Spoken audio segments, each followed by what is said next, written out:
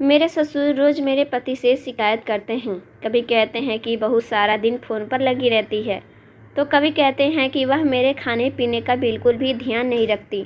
और तो और कभी कहते हैं कि आज बहू ने चाय नहीं दी। कभी कहते हैं बहू ने आज मेरे खाने में नमक तेज़ कर दिया। मेरे ससुर जी मेरे पति से कहते कि बहू बहुत लापरवाह है, जबकि यह सब बिल्कुल झूठ था। मैं बिल्कुल भी ऐसा ही नहीं थी। मैं तो अपने ससुर की हर छोटी बड़ी ज़रूरतों का ध्यान रखती थी। मैं तो अपने ससुराल का बहुत ख्याल रखती थी, लेकिन पता नहीं क्यों मेरे ससुर हर समय मेरी शिकायत मेरे पति से करते रहते थे। मेरे ससुर की बात सुनकर मेरे पति को मुझ पर बहुत गुस्सा आता था। वह मुझसे बहुत नाराज़ होते। कभी कभी तो मेरे पति ससुर की बातों में आकर मुझसे बात करना भी बंद कर देते थे। जब मेरे पति मुझे मारने लगते तो मेरे ससुर मुझे बचाने बीच में आ जाते थे और मेरे पति से कहते कि तुम इस पर हाथ क्यों उठा रहे हो, तुम्हें पता नहीं है क्या यह मेरी बेटी जैसी है। यह सब देखकर मुझे बहुत हैरानी होती।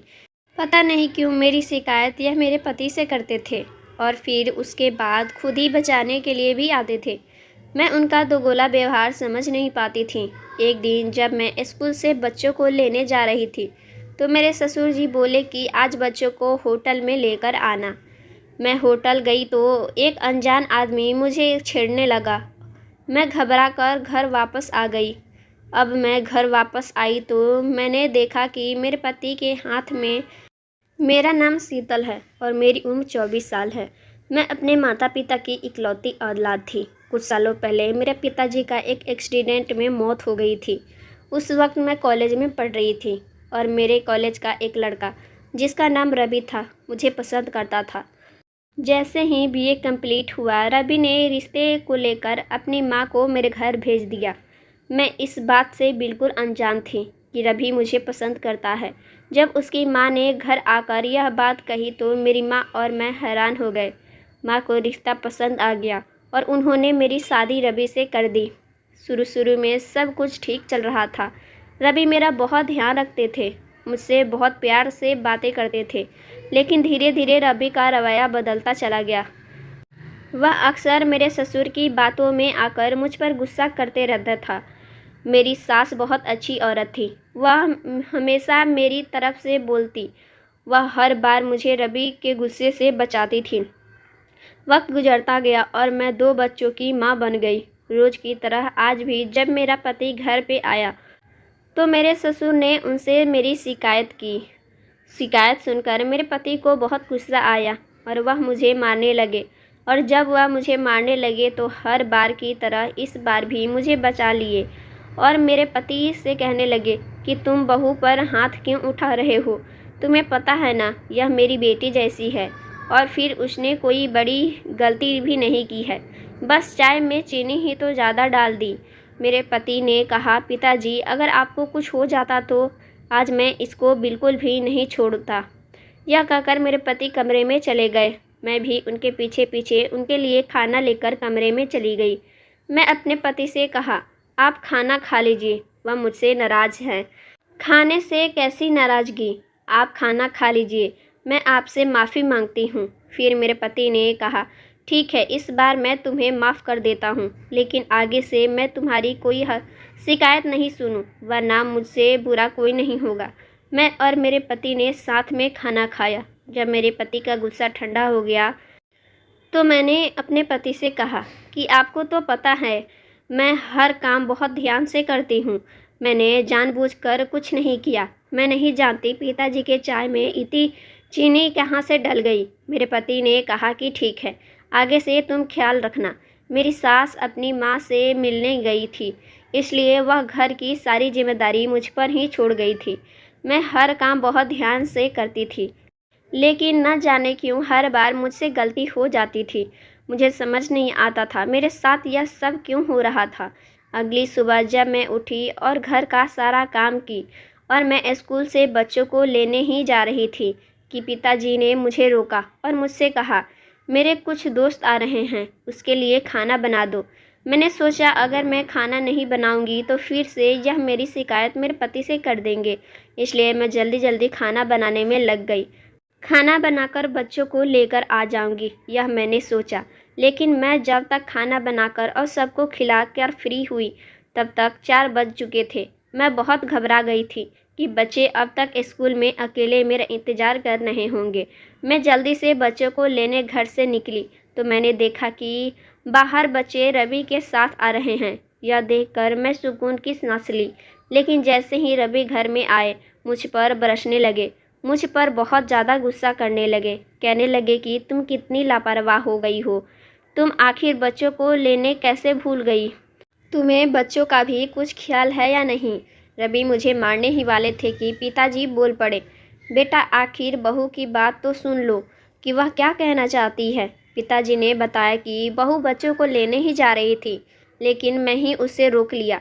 मेरे कुछ दोस्त आए थे, इसलिए मैंने उसे खाना बनाने को कहा था। यह सुनकर रवि बोल पड़े, पिताजी लेकिन यह मुझे कॉल करके तो बता सकती थी ना, बच्चों को मैं लेने चला जाता। लेकिन इसे तो बच्चों का बिल्कुल भी परवाह नहीं है।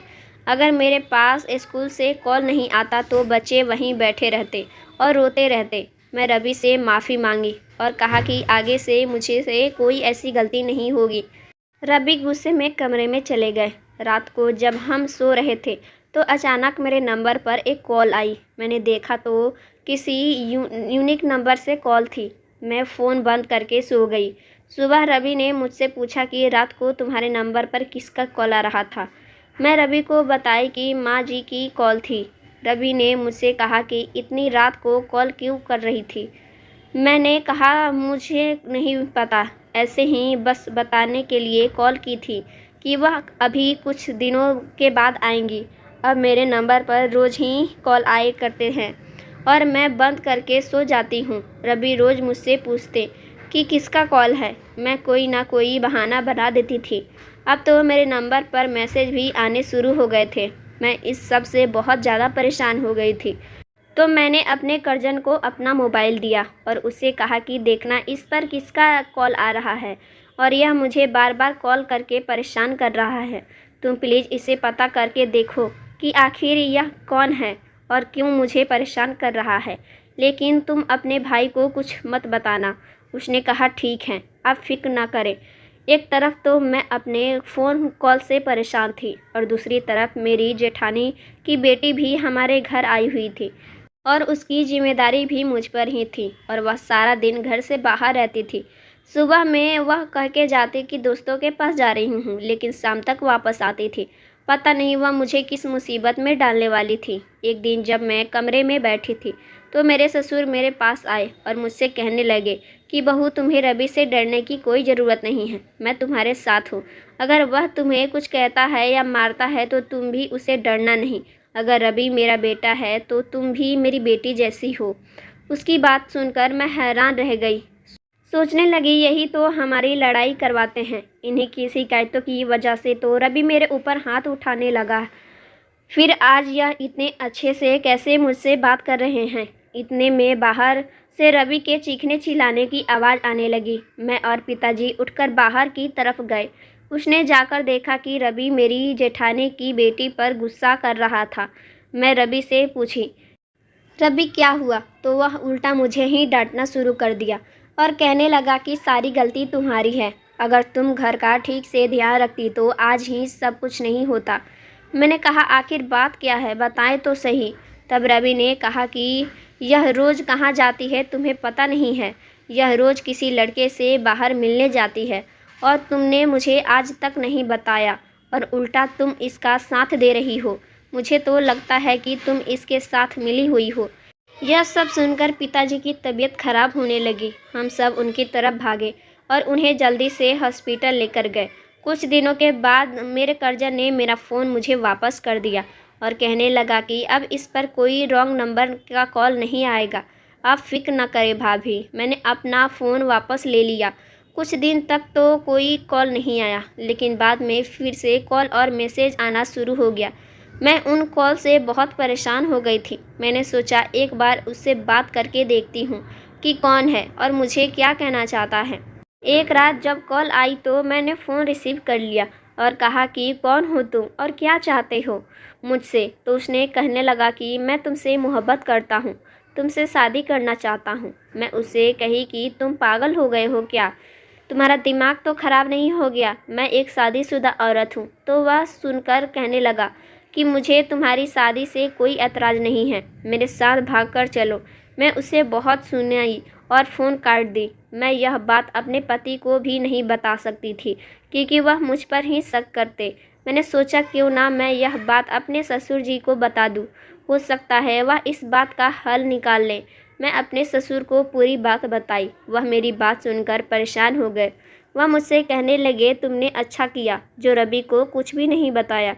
तुम फिक्र मत करो बेटी, मैं कुछ ना कुछ कर लूँगा। अब तो मैंने अपना नंबर भी बदल लिया था, लेकिन ना जाने उसके पास मेरा दूसरा नंबर कहाँ से आ गया था और वह उसे पर भी कॉल और मैसेज करने लगा था।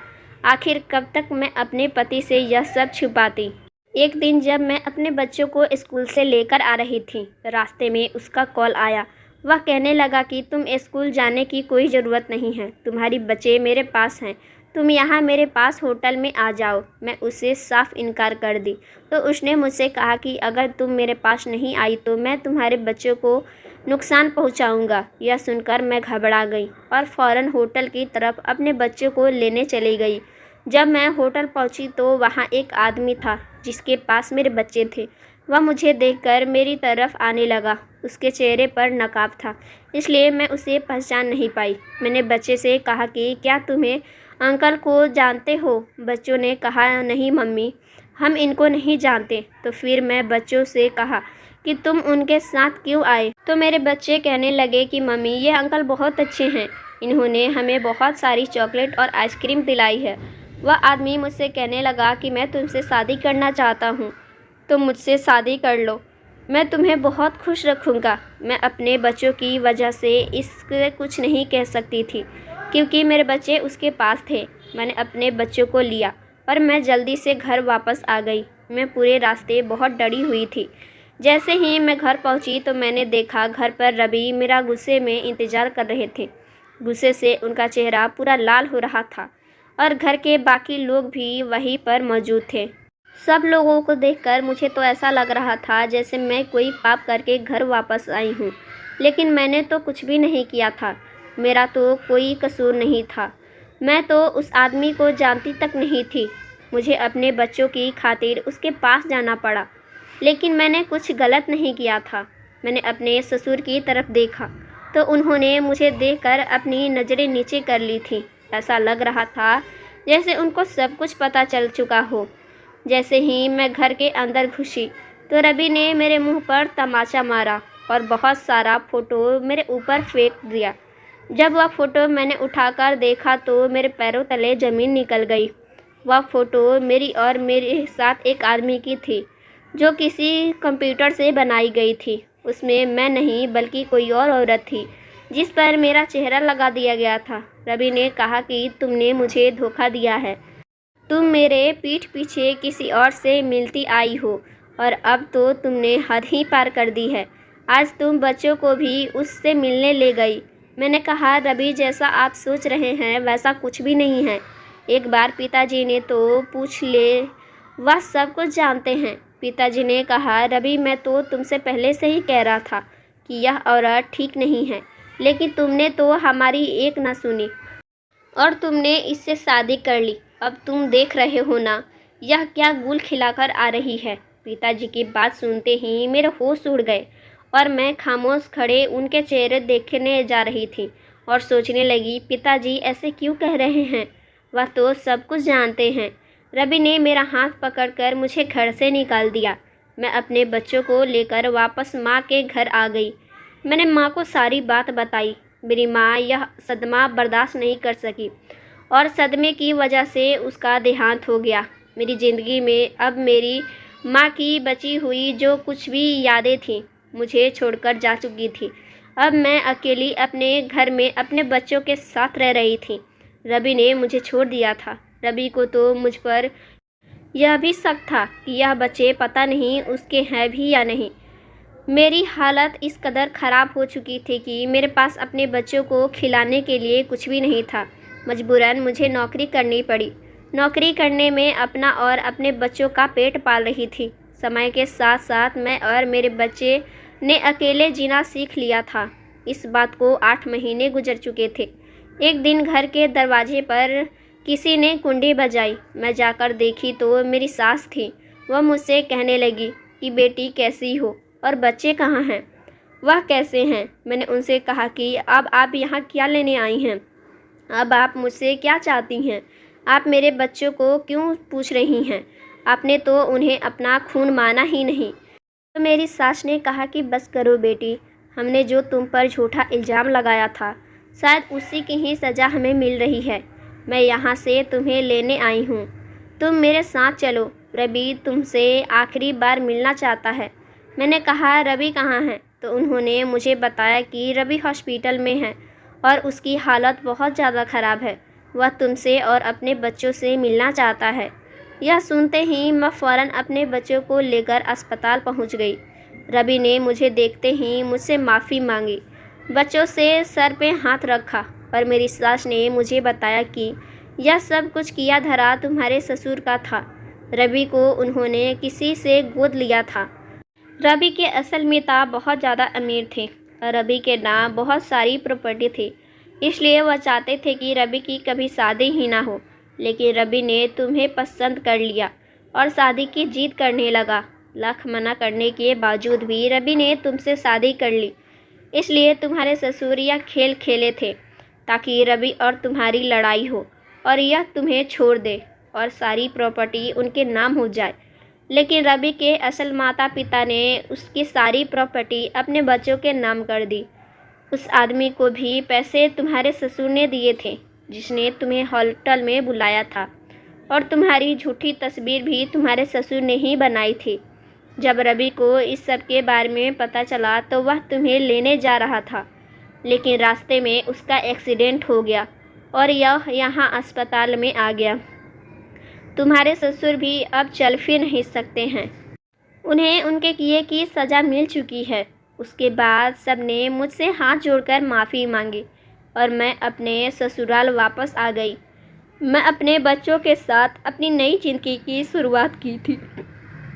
मैंने असली सास ससुर भी बहुत अच्छे हैं।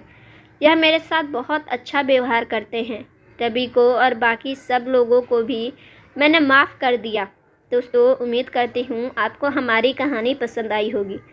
कहानी पसंद आई है तो वीडियो को लाइक करें, चैनल पर नए हैं तो चैनल को सब्सक्राइब करें और हाँ, नोटिफिकेशन बेल को ज़रूर दबाएं ताकि अगली अपडेट सबसे आपको मिले।